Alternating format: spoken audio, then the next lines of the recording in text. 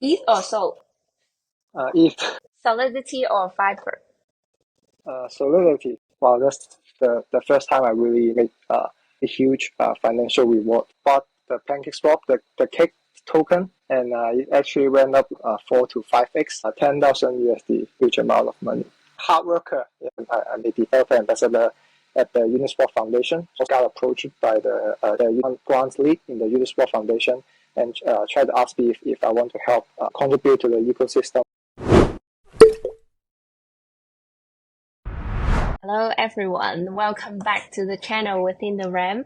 Today I'm super excited to invite our dearest guest, Anthony, a senior blockchain engineer from Memeland. How are Hi, you hi, today, everyone. Anthony? Thanks, thank you, Steph, for inviting me. Yeah, I'm very excited to be here chatting. Yeah, Yeah, great. Well, I think we have already met for about like yeah, 2 to 3 years now. And as my usual practice, I like to share my first impression and why I find you as an interesting yeah, person for sure. to interview with. I guess one thing I like Anthony the most is I remember since I met you, you were still in quite an early stage on entering the Web3 space and quite early in your career. But then I remember you gave me the impression of you are super passionate about the concept of decentralization. And unlike other engineer, you're quite talkative and open-minded in sharing your own thoughts and opinion. And that's really give me a very positive first impression. And I think there will be a lot of employers would like to hire an engineer like yourself. And after 2 years, I do see that you have a great improvement then, and then you really find your own way in exploring your career. And that's why I think your career advice would be very helpful for other people Yeah, in thank our you so much for the community. kind words. Yeah, yeah, and yeah, I definitely agree with the point about me. Yeah, being talkative and open-minded. Yeah, I like that. Yeah, because like as a recruiter, we talk to a lot of engineers, but a lot of them they are not quite passionate about the projects that they are working on. But I remember you always are very keen on explaining to us as a non-technical person on what's going on the project. That's one of the things that I Yeah, yeah. appreciate the I most. really love to like explaining like I'm a fuck, you know. Yeah, yeah, yeah. I think it's good to let everyone to understand like what really are we doing. Yeah, that's cool. Well, I guess like for our conversation today, the first half that we can delve deeper regarding your own career, and then the second part we can talk a little bit more about what kind of projects that you follow and what are the projects Yeah, sounds that good. you are Yeah, for cooking. sure. Yeah, yeah. So do you want to start by introducing with us how you enter the Web3 space Yeah, as an sure. engineer? Yeah. First of all, thanks again for having me. And yeah, you can just call me Ant. And I'm now working as a senior blockchain engineer in Memeland. But back then, I was actually just a front end developer in Web2, and I was working in a company named So, just kind of producing audio devices. But then one day, actually, my colleagues just introduced me about Polkadot, actually. And he mentioned to me that, hey, Anthony, you can buy this coin. I saw it on Binance. But actually, I have no idea what that is. And I dislike the idea of buying into something that you don't really understand and you don't know what's going on. So I did some investigation and study in those technologies and like the blockchain and also the cryptocurrency. And then I found out how Bitcoin works and how Ethereum works. And then I understand, wow, this is like a revolutionary technology that I've always been dreaming of, that I want to be a part of and contribute to this kind of thing. So that's why, Mm. and because it's very lucky that back then my boss was also quite interested in Web3. And because I was the only developer in the company, and so that's why I took lead into starting some of the Web3 projects, like building an NFT project, and so I start learning all myself and just keep diving into the rabbit hole. Yeah, so here I am. Yeah. So you mentioned at first you were introduced Polkadot, but ended up you started investigating more Ethereum and Bitcoin. Did you buy any Yeah, Polkadot at actually that no. moment? Yeah, actually no. because I really don't like buying something that I don't understand. Yeah. So that's why I really did some forward DD into the technology, and then Yeah. Yeah, when you mentioned you find it super revolutionary about Bitcoin and Ethereum, what are the concepts that you are yeah, really chipping actually, in? I'm most interested in the censorship resistance part and also the accessibility. Like everyone can join the network, can contribute to the network by just becoming a validator or even miner. And I think it's very amazing that you don't need any intermediary anymore with such a network like Ethereum. You can just do it everything through the smart contract, and you don't need someone to give you permissions to do that. You can just do it freely. Yeah, and that's why I really love this. And because no one can block you from entering the website or using your product. So that's why I really love the concept of permissionless basically. Yeah. I see. Well, as a developer, why would being permissionless so important? Is it more technical focus or is it on a more financial autonomy? I think as a developer, from the perspective of the developer, I think permissionless pretty much allows everyone to, create their own kind of product or I mean, so that's why I love this builder mindset. You can do whatever you want. You just with the infrastructure, then I think it's like the opportunities are limitless. So that's why as a developer, I think this is very exciting because it just opens up a lot of possibilities. I see. Well, as you mentioned, you were the only developer trying to initiate new projects in Seoul. I remember you were still very young. What makes you have being so courageous in taking the lead? What were the products that you were trying to build? Back then because you know I was the only developer, so that's why I have to do pretty much everything on myself and do the research on like front end, how to build a website, like how to connect the wallet, like that. And then for the back end, you need to study how to write smart contract and to make the interaction to the blockchain. But the reason why I have the courage to kind of take lead is because I think it's like the really important opportunity for me to dive into this Web3 world, and I think this is like I have to seize this opportunity because I'm the only one that can do it in the company. So that's why I know that I can just study and also just learn from myself and do the stuff. Mm-hmm. Well, as a developer, from transiting on the Web2 technology to the Web3 technologies, especially for the smart contract development, were there a lot of barriers in entering the space and getting the information? Yeah, actually, I think there's not a lot of barriers for getting in, especially if you are a Web2 developer. And because, as I said, it's like permissionless, so everyone can contribute. And that's why I think there are so many free online resources, and they're actually in a very high quality. So I think that you can actually learn a lot just from going different platforms to learn, and also that they are free and open source. So that's why this is like this makes the learning journey much easier for everyone. How did you transit yourself from front end and transform yourself as a blockchain engineer? Even though I was a front-end developer, actually I'm also more interested in the back-end stuff. So that's why I learned how to write smart contract, and I think that there also, as I mentioned, there are a lot of free online resources that are high quality. So that's why I went to different platforms, namely the Crypto Zombie. This is like the first platform that I went to learn about smart contracts. And I think everyone should check this out because it is very cool and very fun at the same time. And also there are many other learning platforms at that time. So that's why I just keep learning and pretty much go through the crypto Twitter to also try to learn, because there are a lot of smart contract developers on Twitter as well. So that's why you can actually learn a lot from them, and they will share some of the common attack patterns or like different solidity skills that you can make use of. That's how I actually become a smart contract developer.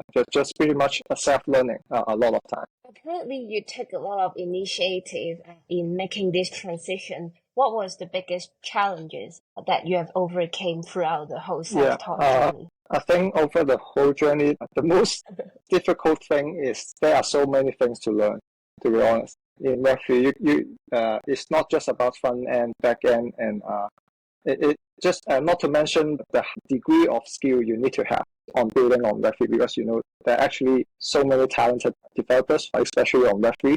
So that's why I think that there's so many stuff to learn, and you don't really have enough time to learn about them, like NFT, DeFi, DAO, like CK zero knowledge, and all sort of things. You just have to spend your whole time to just focus on one or two sectors and just make them become your edge.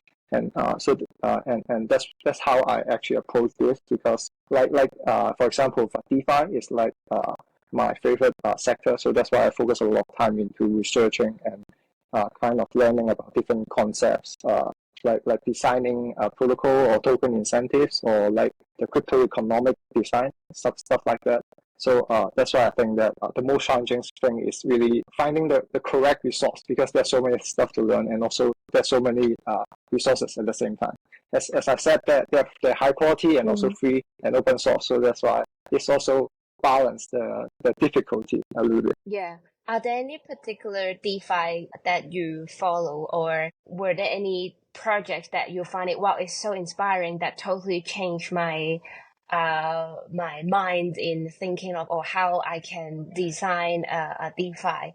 Was there any particular project that you would recommend that totally opened your mind? Yeah, I think definitely one of the protocols I recall was Pando, which is like a yield trading platform.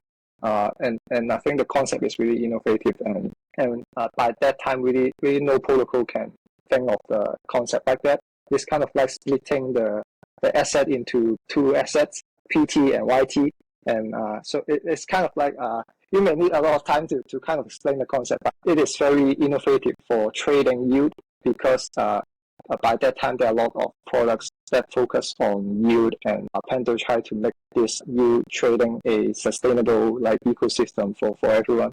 So I think this is very innovative. And another protocol that I found very interesting is Infinix, which is like a protocol that recently launched, I think, and use account abstraction, and they let you create the wallet by using passkey, and I think this is very very convenient to onboard users. We all want to focus on UX nowadays, so that's why I think, and you can just deposit the asset into the wallet, and then they will do all the DeFi activities for you, and you don't need to do anything basically.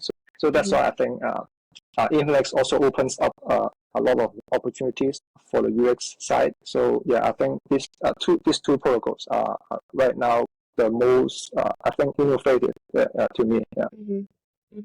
Oh, why would you be particularly interested in DeFi? Is it because it opens up much more opportunities? Do you mean it by a more fair environment by trading?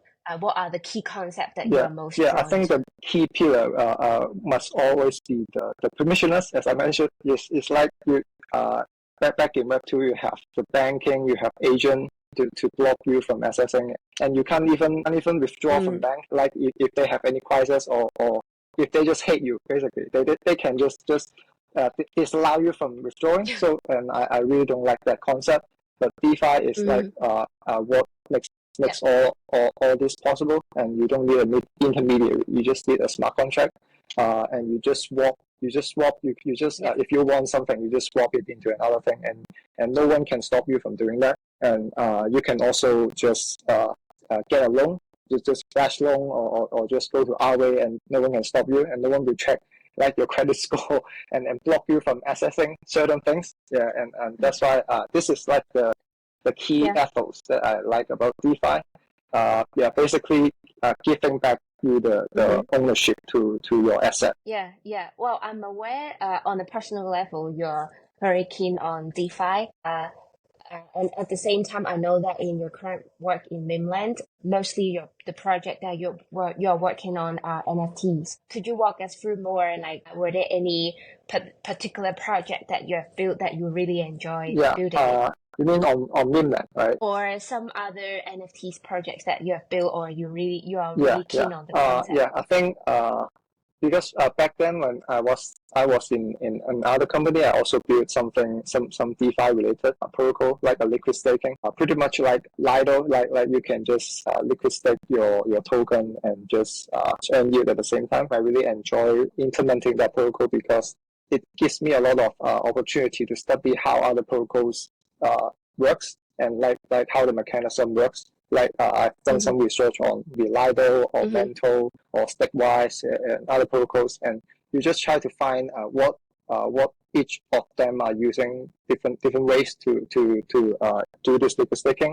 and you just try to find some improvements to improve the flow and try to just make it a little bit more efficient. And this process makes me feel like it's really satisfied because I want to improve on the efficiency and also can make some innovations on when I'm developing some DeFi protocols. Yeah. Well, apparently liquid staking is one of the narrative that open more opportunities for yield earning. At the same time, I'm aware like the last 6 months, a kind of section was such a narrative as well. What are the upcoming narrative in DeFi that you are more bullish? Talking about the upcoming narratives, I would say actually because most people nowadays on CryptoTubers just mention about meme coin basically or culture fi, but from my perspective, I'm not like a really big fan for this. And to me, I like focus more on DeFi, so that's why I still believe like DeFi with account abstraction is definitely the way to go for the future of crypto. Using DeFi with AA can basically improve your like daily life activities. Basically, let's say you have credit card in Web2, but it's actually there are a lot of friction for you to use credit card on Web2, and you also need to be aware of a lot of things. But with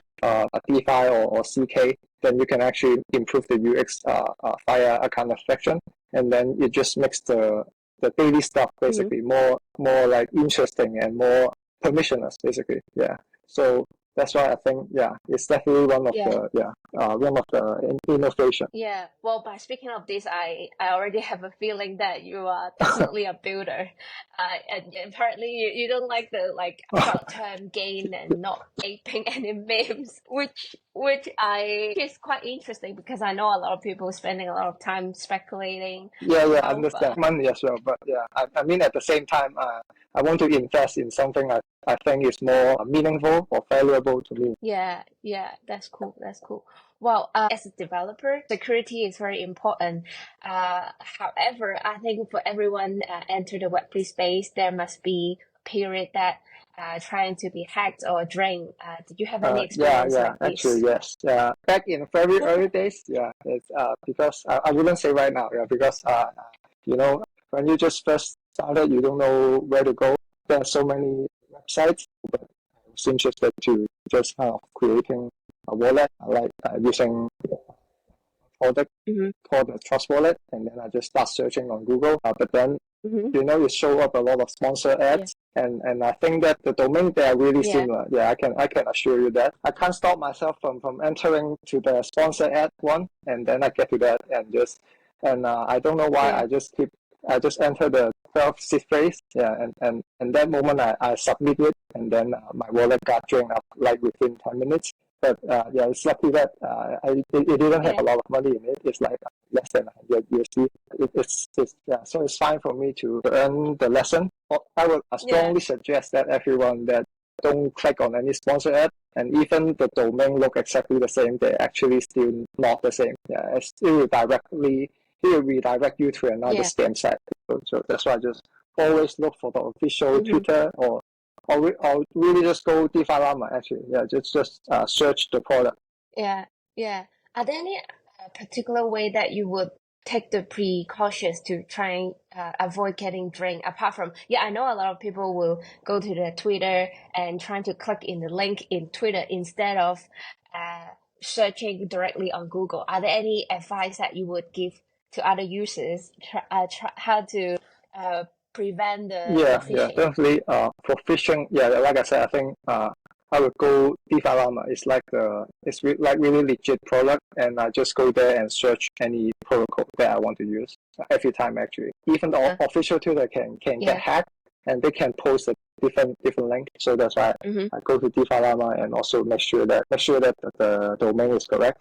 And also I would of course download some extension like the Pocket Universe and use Webby and use not a big fan of MetaMask, but yeah, I use Webby because they have simulation, they have transaction simulation, and you know that what you are signing and the results, and so that's why I always download Pocket Universe and use Webby and just go to like DeFi to search for the domain. Wow, I think that's very helpful tips for some of you trying to browse different tools when you're trying to invest more time and money in crypto. Yeah. Well, I bet like apart from ideology, the concept of permissionless is something that would get you drawn to your career building. But in terms of financial incentive, was there any like what was the biggest trade, or was there any very attractive financial reward that you've ever encountered that you think, okay, I really would love to invest my time and career into the Web3 space? Yeah, definitely. I remember one time I bought the PancakeSwap, the cake token, and it actually went up like 4 to 5x. And actually, I'm not sure what they are doing because I just know that they are a DEX, and they actually didn't provide much details about what features they have other than a DEX. But actually, because at that time, Binance is quite a narrative like the BNB and the Binance Smart Chain. So that's why I just keep the coin here, and just it actually went up and without me even noticing. And so that is like the first time I really like make relatively huge financial reward from investing into a coin. So that's why I think that if you just know what you're investing and you just have faith on the protocol, that then you will probably be rewarded. Yeah. How much did you make by I that think trade? more than 10,000 USD. Yeah, I think it's definitely like that's definitely a huge money for a ordinary human being like me. Yeah, just a hard worker. That's definitely a huge amount of money. Yeah, totally get it. Well, like as you mentioned, I think throughout the years, apart from investing on narrative, I bet you must have developed certain parameters or certain ways in looking at the new investment opportunities. What would be your thinking process nowadays when you're trying to make certain investments? Yeah, maybe we can take like Pando as an example, because I'm also I have a heavy back on Pando. Like I said, I think it's a very innovative protocol, and so that's why I do some I can say like there's like a process, like a thought process for this whole investment thing. Pretty much like you first need to do some researching or planning to know like what are they actually doing, and are there any like market competitors to the product. And because by that time there's actually none of the protocol that doing what Pando is doing. And then I will also another matrix that I will measure is of course the on the team side. I need to know that how legit is their team. And because Pando is actually built by some really talented developers, and the co-founders is also really quite popular, I think. So that's why I think the team is legit. At least it doesn't do a quick walkthrough, right? So that's why I think it's also one of the matrix. And other than the product, the team would say also of course is the volume about the product. Like are there any users or basically not like volume, maybe revenue. Basically, is there any revenue that this product is earning from the users? So I think but by that time there are a lot of users trading on Pando, and it occur a lot of fee to the Pando holder. So that's why I think this is also one of the key points. And lastly, I think there would be tokenomics for the product, because Pando they have like a full best cow, which is like a free model, but back in the old DeFi world. And so that's why they have free Pando, so that and then you can even lock the Pando to boost your LP. to earn more yield. So I think for Pando, they Mm-hmm. have a lot of utilities. So that's why I think combining all these factors together, I think Pando is like a really solid protocol. And right now it's still doing a lot of volumes, and I think it could be definitely a blue chip in the DeFi, in the DeFi world. Yeah, as a developer, would there be like would you look at the white paper or like the smart contract or any of the code to gauge whether it's a legit project? What would be the things that you will go through in the perspective of a developer when you make Yeah. certain From a investment? perspective of developer, you definitely need to make sure that the security aspects is fine and they have some legit audit companies. Mm-hmm. And because you can because there are actually a lot of DeFi protocols that claim that they have audit, but actually when you look at the report, it's just one pager from like no one knows, like a company that really, no one really know what that is. So that's why I would definitely go to see if they open source their contract on their GitHub, uh, because not every DeFi protocol Mm-hmm. actually open source their contracts. But I think you can at least go to the Uniscan to look at some of their contracts. And definitely you can also check the audit report to try to see if there are any common vulnerabilities that just really studying a Mm-hmm. bit of the code. Yeah. I think you definitely don't always have the time to Mm-hmm. thoroughly study the whole protocol every time you want to invest. But I think that's the basic DD you should be doing. Yeah, like at least check the contract address, see if they're verified. At the least, very least, they should be verified on Everscan. Yeah, because some team that don't even Mm-hmm. verify their contract. Yeah, so that you can't even look into the code. Yeah. So yeah, I think looking at the repo, Yeah. and the audit report. Yeah. Well, then it seems like to me that you really spend a lot of time, like for the whole day. I bet like you have a full-time job, and then you will need to do a lot of research on your personal Yeah. investment as well. Like, how would your like how do you have an idea like how many hours that you would spend to look at crypto news or Yeah, I didn't really keep yeah. count of those hours. Yeah, but yeah, you're right. I actually spend really quite a lot of time. Yeah, even in the weekend, because I have like a list of Twitter accounts that I always look through every day, because like for the DeFi, I Mm-hmm. have a list of analysts, so I can look into what they're saying or what trends they have. They have a feeling about like Mm. what narratives right now Yeah. are kind of popular.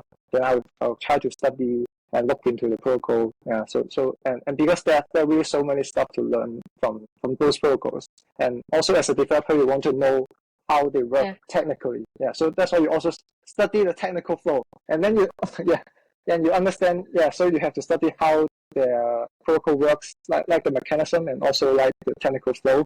And these two things already cost you a lot of time. Yeah. So yeah, but you can Mm-hmm. definitely learn a lot from just going through the crypto Twitter and just following different accounts. Or if you're interested in Ethereum, you can just follow the Ethereum developer, or to see what research they're doing, or just go to the forum to kind of look at what they're discussing. And the proposal that they're giving is actually very insightful, and you can actually learn quite a lot just by reading the discussions. So I think there's just too many things to learn. Yeah, it's Yeah, definitely a yeah. rabbit hole. What are the top Twitter account that you follow? Uh, I think one of the Twitter accounts I follow would be DeFi Edge. Some Mm-hmm. of the people you will also know. It's like really legit. I would not say KOL, but really a DeFi analyst. I think he doesn't Mm-hmm. show you like projects. He only show to you that if he think that the protocol is legit or is valuable to him. And I think this is a very important key matrix, because there are so many KOLs nowadays that just take the sponsor or any just money from different kind of protocols, and they just share whatever they are receiving. But they don't even study what Yeah. protocols that they're helping to promote. So I think a Mm-hmm. legitimate and reputable influencers or analysts is definitely a key metric to look into. Yeah. Well, it sounds like to me you're super self-driven and super passionate about getting more knowledge and really immerse yourself in the whole crypto world. But in regards with Korea, I think as a developer, is not super difficult in transition yourself from Web2 to Web3. But can you share with us a little bit more, like how did you, when you trying to transit one job to another, what were the way that you were trying to find new opportunities? Yeah, I think from transitioning from Web2 to Web3, or even just navigating in the Web3 space, I think because there are a lot of actually personal contributions that you can make to different projects, and I think there are a lot of people that want to enter Web3 space are also doing this kind of stuff. They actually just look into different protocols that they found interesting, and they just start trying to contribute in any ways that they can. Even if they're not like a technical person, they can still contribute to the document actually. Or even you can just go to Discord and help answer questions and just make someone notice you. Actually, for me personally, because I'm interested in the DeFi sector, so that's why when one day I saw from the Uniswap Foundation that they mentioned about a program called the Uniswap Hope Incubator Program, and is trying to introduce and try to teach developers about the Uniswap V4 because it's about to launch. So that's why they have a program, and it's actually entirely free. And again, the resources are high quality, and they also have very professional lecturers. So that's why I definitely joined the program, and I'm very lucky to be selected. And so that's why I spend a lot of time to study the program and also participate in the hackathon. They have because they're building hooks, so that's why they have a hackathon to let you submit different capstone project. And by that time, I submit a project called the Automate. It's like a food panda for on-chain tasks. That's how I pitch it. I think of course there are a lot of works to be done to improve that. It's a good starting point to let you contribute to the ecosystem. And after that, I also got approached by the one of the grants league in the Uniswap Foundation, and tried to ask me if I want to help to contribute to the ecosystem by being a ambassador. So that's why I'm also a developer ambassador at the Uniswap Foundation, basically providing the technical guidance to people who are interested in V4 or even the unit chain. As you may also know, it's just launched recently. That's why I think that's how you can really try to transition yourself from Web2 or Web3 to, or even just Web3, finding another better opportunity at Web3. You just keep really hustling, I think. Just really find any ways that you can contribute. I think one of the common traits for people who are into crypto is very common that usually they don't just have one full-time job, but they will also have a side gig. What do you find about this culture? I think people outside the industry really cannot understand this. I don't know. Actually, I can't help just doing other things. Yeah, just because I think doing the full-time job is of course very time consuming, but at the same time you also want to try to learn from other smart people in different protocols, and you just want to contribute to the ecosystem. So I think it become really normal when you are in crypto, because it's just 24/7 actually. You don't really feel the time when you just deep dive into this rabbit hole. You just keep spending time into it. Yeah. And I'm aware you are super enthusiastic and have a lot of passion and really grinding every bit of your time, especially in DeFi. What will be your vision? How would you envision as an industry or as the world? I bet that there must be something that really motivates you. What are your motivation that you work so hard? I wouldn't say fancy words to make this world a better place. I wouldn't say that. I just feel like we all deserve our basic rights to use financial service, and also we shouldn't be blocked from doing anything that we want. As long as it doesn't really be harmful to anyone, then I think we should be allowed to do something that we want. So that's why I think that this is basically the passion that just keep me just pushing forward. And I think there are so many smart people in Web3, and I think I just want to be the smallest ant in the room, and I can learn from all of them, from the Giga Brain. So I think learning from them really just is a very really satisfying process, and that's why I just feel like this motivates me to keep learning to also contribute. Yeah, And on a career level, what do you have any goals in maybe your 3 to 5 years Yeah, I plan? think in a 3 to 5 years plan, I think I want to be a CTO, definitely. And because I want to be responsible for designing like the products from a technical perspective or even from a business perspective. And I also want to like design the crypto economic part of the protocol and like the token incentive or even like basically how the mechanism works. So I'm really fascinated by what mechanism you can think of to improve the efficiency.